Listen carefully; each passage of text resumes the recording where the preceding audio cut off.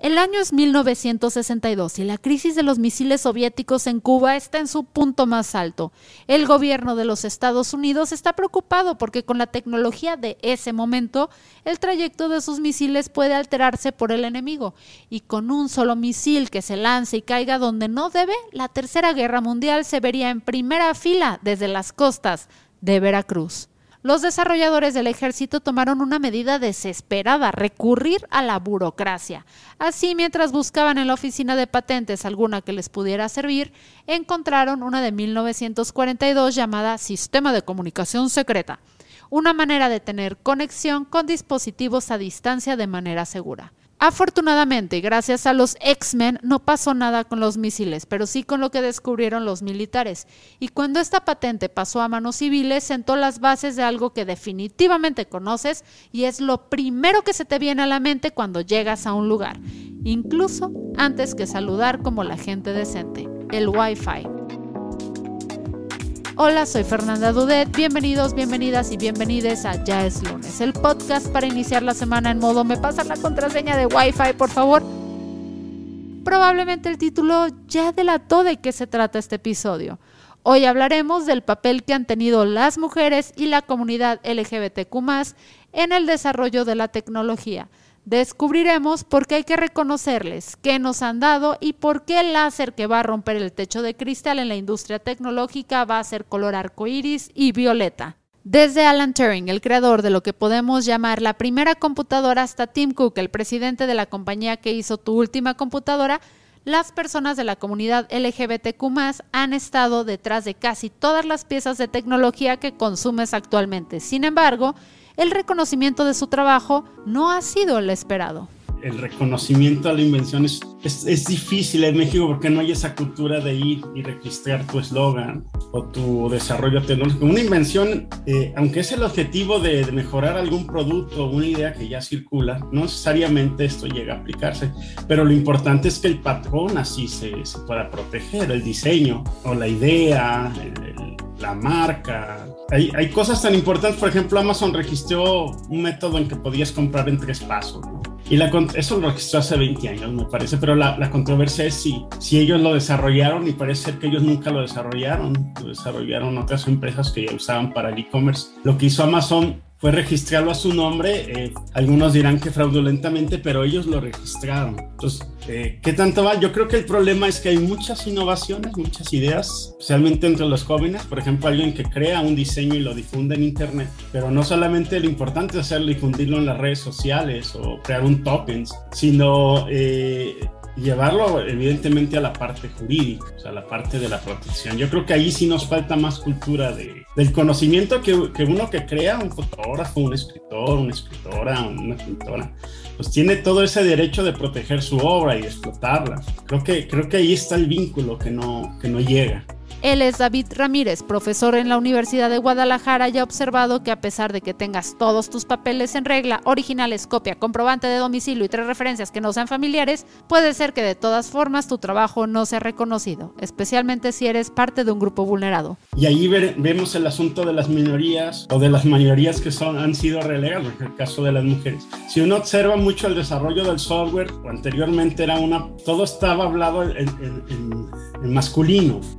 El diseño era un hombre el que salía, o sea, había poca representatividad. El problema es que ahora hay más desarrolladoras, diseñadoras, más personas, más mujeres que crean software, más mujeres que crean contenidos, y yo creo que esa es la parte de la visibilidad, que ya no solamente es androcéntrico el asunto de la producción de innovaciones, porque bueno, como grupo las mujeres pues tendrán otras inquietudes, otras necesidades, y esas muchas veces no se veían reflejadas en las innovaciones que salían. Entonces, damos por hecho que las cosas son así. Y ahora cuando hay más mujeres presentes en el IT o en el desarrollo del código, pues, o en el diseño de contenidos, o más youtubers, entonces esa pluralidad ahora sí ya se ve un poco más reflejada. Falta más. En el caso de los indígenas todavía es más difícil, porque si uno entra a las páginas oficiales, por ejemplo en Puebla, en Jalisco, vamos, en los estados siempre hay una población indígena, pero hay estados que tienen más. Ya hay que contar cuántas páginas públicas hay que están traducidas a sus idiomas, por tantas escuelas, softwares, y ahí sí, ese es el problema, ¿no? El gobierno debería de hacerlo, pero si no lo hace, pues habría que buscar la manera en que empoderar, bueno, a ver, hay mucha gente que no le gusta esa palabra, pero bueno, dotar de las competencias a estos grupos para que realmente puedan representar su discurso en estos espacios. A pesar de que las mujeres, personas queer y de orientaciones diferentes a la heterosexual existen y tienen trabajos como tú y yo, siempre han sido menospreciados, especialmente en ámbitos donde se requiere creatividad. En el campo de la literatura sucede justamente por una tradición y por un contexto sociocultural y histórico muy específico, ¿no? En donde a las mujeres no se les consideraba aptas para el pensamiento abstracto y mucho menos para la creación de algo tan sublime como es el arte, ¿no? Entonces, durante siglos esta idea, ¿no? Este pensamiento permeó en todas las artes y bueno, en particular en este caso en la literatura, y se les rechazó o simple y sencillamente no se les tomó en cuenta al momento de formular quiénes eran los representantes de, por ejemplo, no sé, de algún movimiento literario o de alguna corriente literaria, ¿no? Y a las mujeres no se les consideró, no se les tomó en cuenta por como te comentaba, este pensamiento de siglos, ¿no? Fue a raíz justamente de la crítica literaria feminista desarrollada a más o menos en los años 70 del siglo XX, cuando se empezó a rescatar, bueno, ya empezaban desde los 50, pero en los 70 llegamos, ya fue de una manera mucho más formal y mucho más académica, en donde se les empieza a buscar, a rastrear a estas autoras, se empieza a visibilizar su existencia y sobre todo a reivindicar su escritura, ¿no? Porque pues era una cuestión también de que estaban ahí ya presentes, pero también, bueno, su valía dentro de la historia literaria, ¿no? Y es a partir de esta crítica, como te comento, que empieza en los 70s, que se hace, algunas académicas, algunas teóricas lo consideran como un canon alternativo, también llamado un canon otro, para decir que el canon en la literatura ha excluido a las voces femeninas, ¿no? Y tenemos un ejemplo paradigmático con el libro del canon occidental de un académico estadounidense, Harold Bloom, que él, por ejemplo, habla sobre la necesidad de crear un canon, ¿no? Da unas razones muy prácticas y muy específicas, como el hecho de no contar con suficiente tiempo en la vida para leer todo, y que por eso hay que seleccionar ciertos textos, y en su selección, por ejemplo, menciona solamente a una docena de mujeres, y es hasta después de muchos siglos que menciona, por ejemplo, a Sor Juana Inés de la Cruz, y la menciona nada más con un genérico muy grande, ¿no? Que es poemas. O sea, ni siquiera dice por este poema o por esta obra o sea, ni siquiera toma en cuenta las obras de teatro de Sor Juana, ¿no? Entonces ahí vemos cómo en la literatura las mujeres han sido excluidas, han sido invisibilizadas, y en muchas ocasiones, como dicen, no se les ha rendido o no se les ha atribuido, ¿no? El reconocimiento que merece, ¿no? Entonces sí ha sido una cuestión, creo yo, que tiene que ver con estas concepciones, estos estereotipos, ¿no? Que venimos arrastrando de años, de siglos atrás. Ella es Elizabeth Vivero, doctora en letras y autora, y aunque su ejemplo no aplica como tal a la tecnología, existen registros de que en el área de los unos y ceros también se han excluido a las voces que no sean del hombre blanco heterosexual. Por ejemplo, es famoso el caso de descubrimiento de la forma del ADN que hizo Francis Crick y James Watson, ganadores del Premio Nobel de Medicina en 1962. Sin embargo, no fue sino hasta los 2000 que se reconoció a Rosalind Franklin como la persona que había visto y fotografiado la estructura por primera vez, convirtiendo este suceso en el, y si lo encuentro yo que les hago, más importante de la historia. Hubo una vez, hace como 3 años, yo tenía 2 años trabajando para el despacho, estaba en Novus, y después de 2 años un día me di cuenta, revisando pues mis carpetas de clientes y revisando el historial y todo, que casi todos mis clientes eran hombres. Y en un año no había tenido ni una sola mujer emprendedora, ni una sola. Y creo que fue uno de los momentos que más me hizo sentir como incómoda, y de verdad me empecé a cuestionar muchas cosas. Incluso dije, ¿seré yo? O sea, ¿estoy haciendo yo algo mal? ¿O por qué de pronto veo que solamente tengo hombres como clientes, no? Y Desafortunadamente, digo, obviamente esto pues me hizo como empezar a investigar otras cosas y es como el momento en el que te das como, o sea, chocas contra la pared y te partes la boca. Y me di cuenta que la verdad, o sea, siempre ha sido muy complejo ser mujer en las industrias, pues en todo lo que tiene que ver con negocios, pues estar involucrada en el mercado laboral, ¿no? En general. Pero cuando tú quieres ser una mujer emprendedora, que además estás en tecnología, híjole, es súper complicadísimo. O sea, de verdad, ves la información, ves las gráficas, ves cuánto invierten en mujeres, ves los retos que nosotras como mujeres tenemos que enfrentar y es devastador. O sea, una mujer que llega y pide capital a un fondo privado, o sea, va a tener 10,000 preguntas que a un hombre no le van a hacer. ¿Y tienes hijos? ¿Estás casada? ¿Planeas casarte pronto? ¿Planeas tener hijos pronto? A ver, es que creo que no entiendes, es que creo que te falta tecnicismo. ¿Puedes hablarme de esto de forma más detallada? ¿Eres tú la que lo está creando? Oye, pero estás muy bonita, ¿a poco si eres ingeniera? O sea, ¿cuántas cosas no tienes que enfrentarte? Y si a esto le sumas que eres una mujer, que a lo mejor eres de la diversidad sexual, o que a lo mejor vienes de una comunidad, o a lo mejor no eres blanca, o a lo mejor... O sea, los retos se empiezan a complicar más, ¿no? Ella es Cintia González, maestra en Derecho y especialista en temas de tecnología, quien, tal y como lo ha dicho, ha encontrado que el papel de la mujer en ese campo es muy desesperanzador. Se vuelve muy complicado, de verdad es muy, muy complejo. O sea, ¿quiénes realmente pueden estar accediendo a estos fondos? ¿Quiénes realmente pueden estar accediendo a la inversión? ¿Quiénes realmente pueden estar siendo cara de un proyecto prometedor, ¿no? Volteas a ver las revistas en donde dicen, ay, los proyectos más prometedores. Y puro hombre, solamente 2 mujeres, ¿no? Y las mujeres todas somos blancas. ¡No! O sea, sí creo que hay un reto muy, muy grande en la industria en ese tema. Al menos todavía aquí en México sí tenemos mucho ese reto. Por otro lado, si bien la homosexualidad a menudo se ha asociado con las artes, la creatividad y todo lo fabuloso en este mundo, nunca ha sido tan abiertamente aceptada dentro de la comunidad científica. Este fue justamente el caso de Alan Turing. No importó que su invento ayudó a ganar la Segunda Guerra Mundial, en cuanto la reina supo que lo que tenían en común ella y Turing era el gusto por los hombres, fue despedido y despojado de la autoría de sus obras. Y no fue sino hasta entrado este siglo que consiguió el perdón real. Siguiendo estos antecedentes, es razonable pensar que tal vez muchos de los más grandes científicos homosexuales y o queer de la historia han ocultado su verdadera identidad. Y muchos avances que ahora se atribuyen a hombres podrían estar mal reconocidos. ¡Wow! ¡Qué sorpresa! Dijo nadie nunca.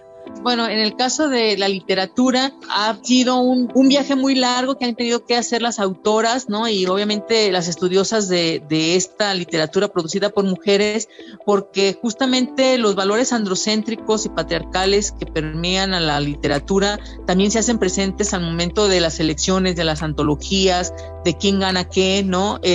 Obviamente en los últimos años hemos visto pues mucha más apertura, pero es todavía un rezago, ¿no? O es una, poder llamarlo, decirlo de alguna forma, una costumbre, ¿no? Que justamente haya valores por los cuales, muy androcéntricos, con los cuales se valora la obra de las mujeres, ¿no? De lo que escriben ellas, de los intereses, de los temas, etcétera, ¿no?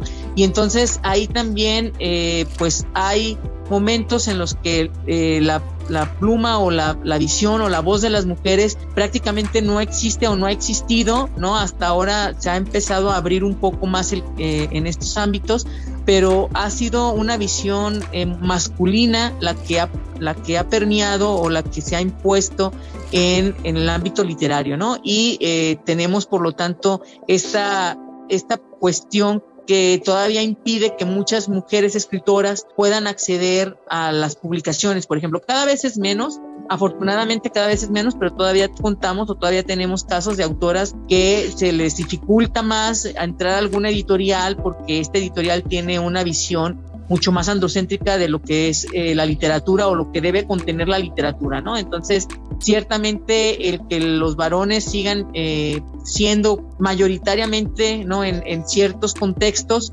pues dificulta, ¿no? Dificulta que las mujeres sean admitidas en este tipo de innovaciones, ¿no? En este terreno de la innovación literaria. Todas las personas que pertenecemos a una minoría y que no estamos en una gran tech company o que no nos estamos volviendo un role model, podemos llegar a crear muchísimas soluciones para aquellas personas que estamos siendo segregadas. Esto es un tema bien interesante. O sea, como cuando una empresa no tiene incluida dentro de su equipo mujeres, personas, o sea, de otras etnias, de otras racialidades, con otras capacidades, ¿sabes?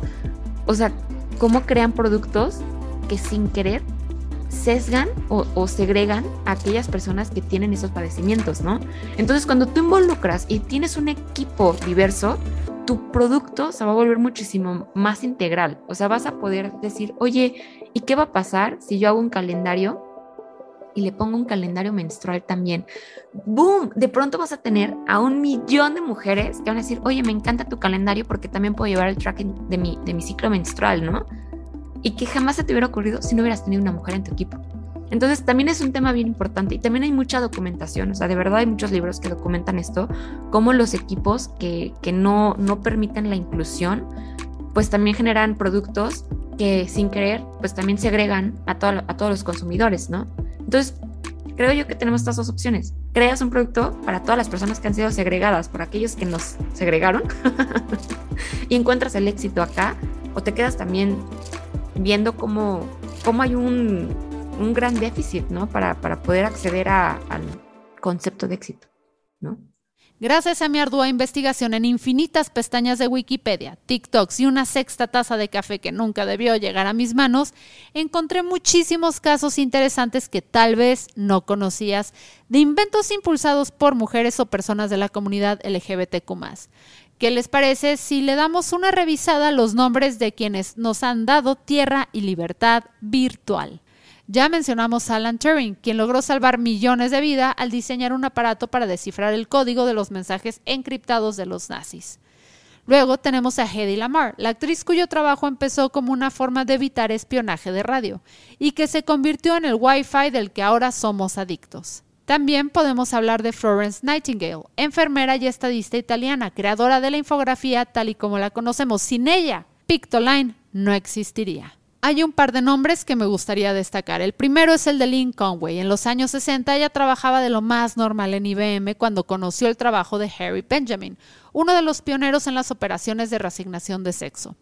Cuando le dijo a su empresa que buscaba entrar en este tratamiento, IBM le dio de 2 sopas.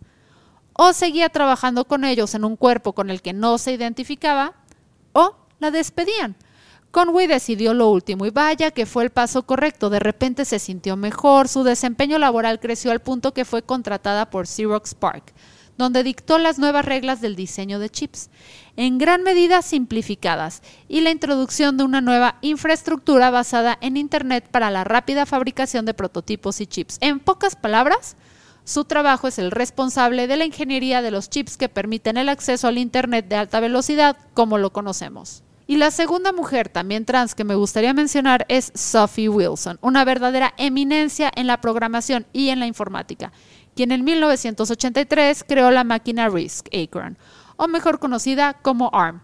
Este tipo de procesador se convirtió en uno de los núcleos IP más exitosos y se encuentra presente desde el 2012 en el 95% de los smartphones. ¿No te parece increíble? La tecnología que te permite ver TikToks en el baño de tu trabajo mientras intentas evadir a tu jefe se la debemos a una actriz austriaca, una ingeniera británica y una informática inventora estadounidense. No tengo mayúsculas más grandes para expresar lo badass que es todo esto. ¿Por qué no hay una estatua de ellas en todos lados? Entonces, esto es interesante. Yo creo que en general, el grueso de la colectividad estamos siempre vulnerables a que alguien más se apropie de más en Internet. Entonces, estos grupos evidentemente han sido siempre marginados de sus derechos en general. Desde el voto hasta el acceso a la educación, por ejemplo, de los LGTB, pues discriminados en las cuestiones laborales, en las cuestiones de salud. Hace poco en Estados Unidos, pues ya no se reconoce el derecho al aborto, por ejemplo. Es estar peleando en cada estado, depende depende de dónde vivas, es el trato que vas a recibir. Yo creo que si lo vemos en el grueso, sí han sido vulnerables. Pero el asunto de las invenciones en sí es que hay un dicho que nadie garantiza ideas, y sí, o sea, mientras la invención está en tu cabeza, no hay manera de poderla proteger. Cuando una invención se socializa y se hace público, ahí yo creo que muchos adolecemos o de la falta de cultura legal para poder registrar simplemente el nombre de tu podcast, por ejemplo. O simplemente si yo escribo un poema, una chica o una universitaria o un indígena que ha desarrollado un patrón estético en una bolsa que representa a sus dioses, si no tiene una asesoría legal, gran parte del problema surge ahí, o sea, en la discriminación. Y luego avanzaremos unas preguntas que pueden reflejar esta problemática ya en una cuestión más social de representación pública.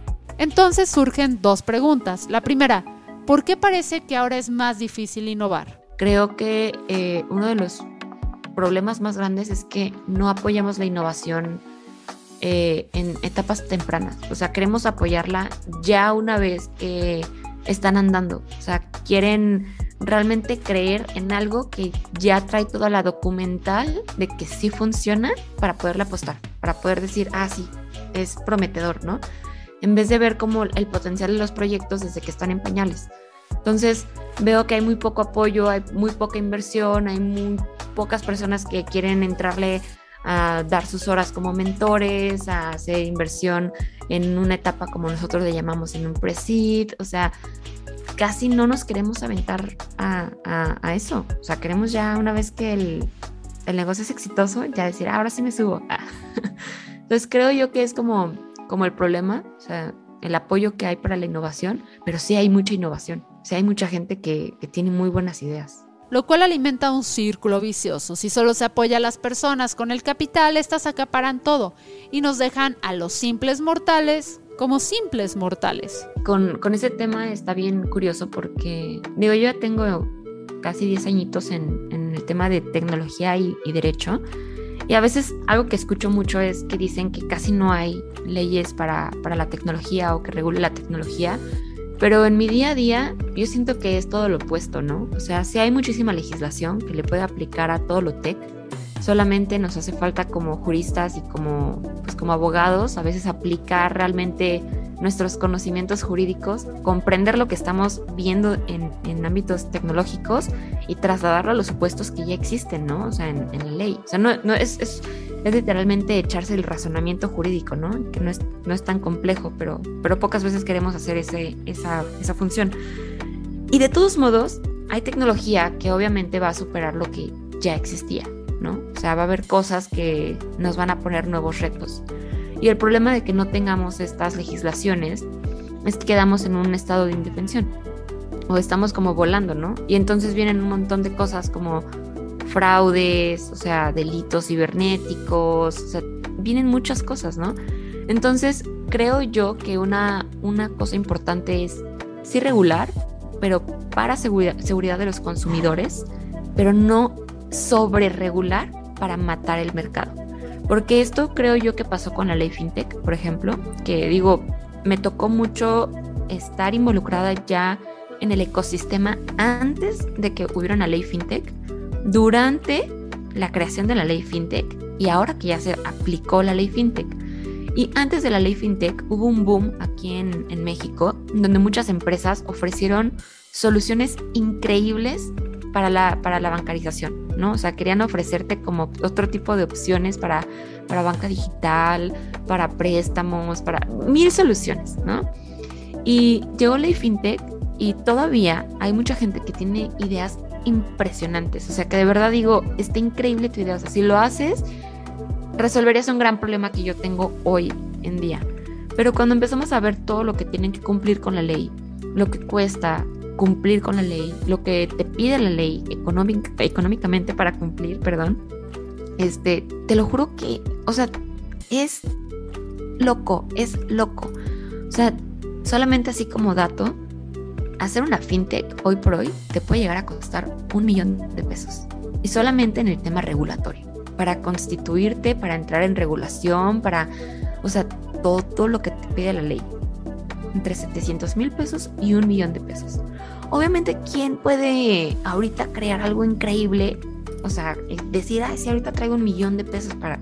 Y además, échale a tus programadores, a tu marketing, a tu UX, a tu... Mataron el mercado. O sea, de haber tenido un boom, tenemos 2, 3 opciones que realmente pueden. ¿Y qué pasó? Nuevamente, solamente las personas que tienen esa economía, esas personas privilegiadas, los mismos de siempre, son los que están haciendo fintechs. Entonces, yo creo que está bien regular, como te digo, para el consumidor, porque obviamente esta ley, pues sí, obviamente nos ha traído una gran ventaja para nosotros, la certeza de que nuestro dinero está bien cuidado, etcétera, ¿no? Pero para uno como innovador, como empresario, pues te metió un gran obstáculo, te metió el pie para poder crear algo y hacerlo desde cero, ¿no? O sea, entonces ahí es donde yo creo que está como la gran disyuntiva entre realmente ofrecer seguridad a los usuarios, entre no sobreregular y no matar el mercado. ¿Y la segunda? ¿Qué podemos hacer para revertir esto? Como mujer tendemos mucho a aceptar lo que se nos impone a veces, ¿no? El hecho de que creemos que tenemos que ceder muchísimo para poder alcanzar otras cosas, o que a lo mejor también sentimos que no somos lo suficientemente buenas y por eso no nos animamos a hablar. Entonces, siento yo que mucho es este cambio de actitud en donde nosotras deberíamos de, se va a escuchar cliché, pero nos debemos de empoderar para poder reconocer realmente nuestras capacidades y saber exigirlas, ¿no? O sea, oye, esto no está bien, o ¿sabes qué? No me siento muy cómoda con esta situación, y no tener miedo a realmente levantar la voz, ¿no? Y creo yo que hay muchas personas que actualmente te dan hasta consejos de cómo puedes incluso, cómo hacer valer tus derechos, ¿no? Pero creo yo que hay otra forma también muy importante y que últimamente creo que a veces se nos olvida, ¿no? Y es romper el techo de cristal. Es sumamente difícil, pero cuando una lo logró, creo que esa una que rompe el techo de cristal tiene la obligación de abrirle camino a las demás. Y el problema es que a veces se nos olvida que detrás de nosotras hay muchísimas otras mujeres que están viviendo exactamente lo que nosotras ya vivimos. Y llegamos y estamos tan concentradas a lo mejor en luchar y abrirnos nuestro propio camino que nos olvidamos de las que vienen detrás, ¿no? Y a veces terminamos replicando muchísimas cosas que fueron las que nos impidieron llegar al camino, que fueron los obstáculos, ¿no? Y terminamos replicando los mismos patrones de comportamiento. Entonces, creo yo que es como una doble obligación, ¿no? O sea, es que no quiero decir obligación porque también no quiero decir que nosotras estamos obligadas o sea, cuando en realidad también los hombres deberían de poder incluso reconocernos y quitarse como esta idea de que somos menos o que ellos nos van a enseñar o no sé, ¿sabes? O sea, creo que no quiero echarnos como esta carga en los hombros de que nosotros somos las que tenemos la obligación de, no quiero que suene así. Más bien, siento que nosotras tenemos como estos dos caminos, ¿no? O sea, cuando realmente estás rompiendo el techo de cristal, o sea, uno, o sea, decir y hablar y levantar la voz, y dos, terminar de abrir el camino, ¿no? O sea, y tener esta responsabilidad, esta obligación de realmente no seguir replicando aquellas actitudes y aquellos comportamientos que nos han impedido llegar hasta donde realmente deberíamos estar, ¿no? O sea, abrir el camino, ¿no? Entonces, creo yo que son esas dos cosas. Miren, no voy a pintar todo de rosa y decir que la situación está mejorando. Yo misma les puedo decir lo horrible que es que tu trabajo no se ha reconocido y que el único motivo por el que te convoquen a las juntas con los jefes es para darle atractivo visual a la reunión. Pero si algo también les puedo decir es que la recompensa es mucho más gratificante una vez que empiezas a trabajar en lo que realmente te apasiona y crees, y que a pesar de que parece que no, aún hay algo de esperanza en el camino. Después de estos años, creo yo que es el primer momento en el que podría decir que lo veo muchísimo más brillante, de una forma muchísimo más positiva, porque creo que nos hemos vuelto muy conscientes de muchas actitudes y muchos comportamientos que antes no teníamos, o sea, no habíamos identificado, los tenemos muy normalizados, ¿no? Y creo que por fin estamos realmente dándole voz a aquellas personas que forman parte de estas minorías y que realmente nos están diciendo cómo los estamos vulnerando, ¿no? O sea, cómo realmente los podemos hacer sentir incluidos o qué son las cosas que realmente podemos estar haciendo para darles el debido reconocimiento y la debida integración, ¿no? Y creo yo que cada vez estamos escuchando más personas que están más abiertas a tomar cambio, o sea, a hacer cambios para que todos nos sintamos incluidos, respetados y que podamos a lo mejor aportar desde nuestras fortalezas y desde nuestras diferencias, ¿no?